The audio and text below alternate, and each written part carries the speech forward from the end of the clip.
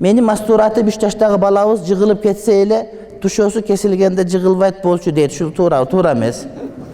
Tuşo kesүү saltыбыз бар, жакшы, бул жаман эмес. Каршы эмес шариятка. Бирок милдеттүү эмес. Sen bir gün kestiрип кой, көчөнүн баарын чогултуп келип туруп, кестирип кой. Аны унчукпай алат аялың. Ошо мен жата көрүшүнтүп кой болду.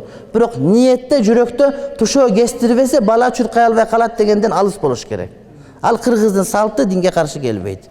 1 жашка чейинки жаш балдарга эмнөөнү кандай карайсыз? Жасатканыбыз туурабы, жасабай эле коелубу дейт. Эми мамлекетте бул бизде уруксат берилген, милдеттүү эмеспиз. Бирөө сайдырбагы өзү билет, сайдырса өзү билет. Бирок азыр мыйзам көтөрүлүп атат, милдеттүү кыла турган. Мен жактырбайт элем. Азыр окумуштуусуңар баарыңар, таңба тааныйсыңар.